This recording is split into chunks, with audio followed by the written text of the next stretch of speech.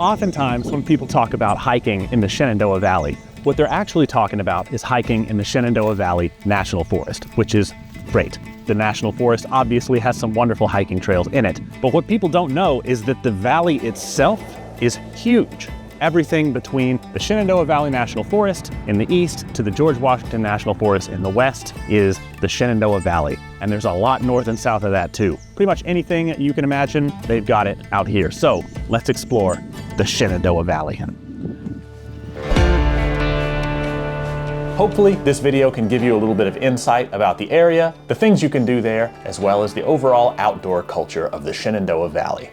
Before we get further into it, I want to give a quick shout out to today's sponsor, Mossy Oak Properties Land and Farms Realty. If you dream about owning a home in the great outdoors, Mossy Oak Properties Land and Farms Realty is here to make that happen. With over 40 years of experience, they specialize in finding rural properties across Virginia, North Carolina, and South Carolina. Whether you're looking for recreational land, timberland, hunting property, or even a home with some acreage, the team can help guide you through every step of the process.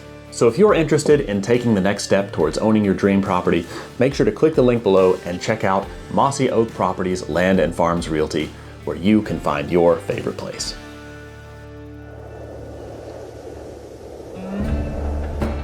So the Shenandoah Valley is pretty darn huge. This is a large section of country here. It's made up of mostly small towns, and it's surrounded on either side by the Shenandoah National Park on the east and the George Washington National Forest on the west, as well as a sliver of George Washington that runs right down the middle. And it's intersected by the James and the North Fork of the Shenandoah River, meaning that you're never really very far away from any outdoor activity. So I started at the southern end of the Shenandoah Valley and drove north, stopping at a few places along the way. The first place I checked out was called Natural Bridge State Park. This park has over 10 miles of trails, with the centerpiece being a 200-foot tall, you guessed it, natural bridge.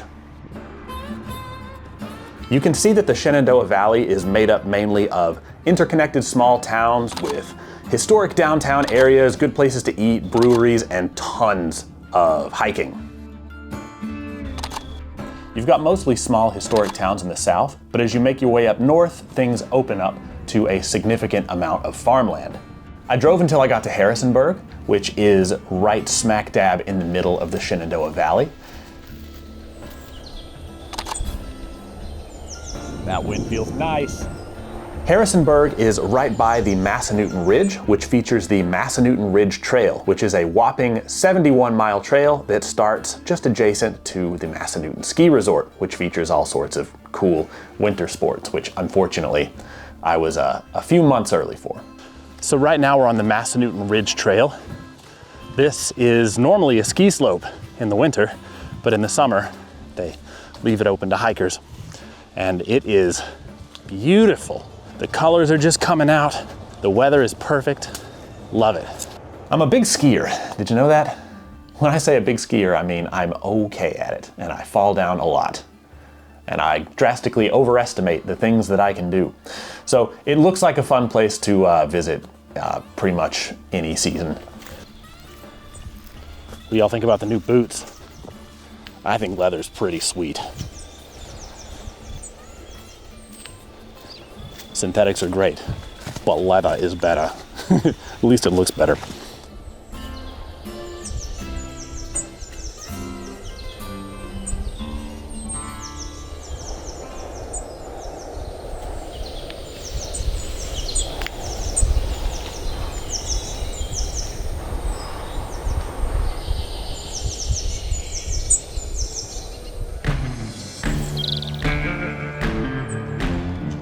The Shenandoah National Park to the east offers amazing trails of varying difficulty, with a few easy-peasy trails that lead to really cool views and some really, actually surprisingly difficult hikes such as Old Rag, which is known for its brutal scrambling shenanigans, and once you get to the top, 1 mile feels like 10 miles, I'll just say that.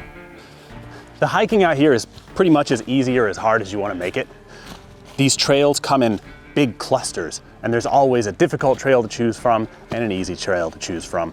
Like here, you could walk up to these cliffs, or you could walk up and around them and then continue on some other trails, which is what we're gonna do. Because we're in a valley and either side of the valley is pretty much always within driving distance, you get a big variety in the amount of terrain that you can hike on. This, for example, pretty flat.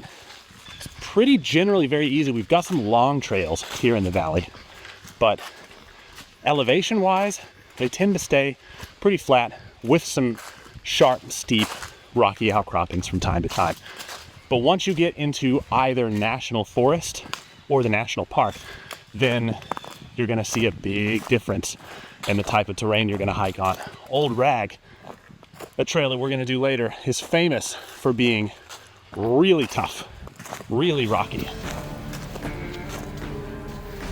Old Rag is a must hike for anyone looking for adventure, but there's also plenty of easy day hikes you can find within the valley itself, such as this one on Lake Shenandoah, or this one at Natural Chimneys. You've got lakes and rivers and streams. You've got cool rock structures.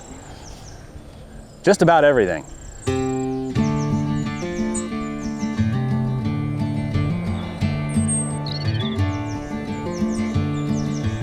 So we're out here at Lake Shenandoah. It's a small little lake popular with local fishermen. And there's a 1 mile trail that runs all the way around it. So we're gonna hike that, have a nice little early morning coffee walk. And check this out. I found a multi-tool. It smells like fish. I'm gonna leave this here. Yeah, somebody's probably missing that. So all in all, the Shenandoah Valley is a really cool place to go and hike. I think it's often slept on a bit because it's overshadowed by the national forest off to one side and the national park off to the other side. But the valley itself features a lot of cool towns. And the difference between a national park and a national forest is that a national park is a little more manicured. It has more of a solid, structured trail system with people who work on it and maintain it. Think of it like a big, beautiful garden that you can go and explore in. Whereas a national forest is a little bit more anything goes. National forests are great for backcountry backpacking, hiking, hunting, fishing, you name it. So that makes the valley itself pretty appealing to anyone who's interested in all of these things. It's a full spectrum outdoorsman's paradise. Stupid. Full spectrum outdoorsman's paradise, what the hell? And it's a good 4-season spot too, just throwing that out there. If you're into winter sports, they've got a lot of cool skiing up there. That's about it for me. I hope you all have a great day. Take it easy, and I will catch you next time.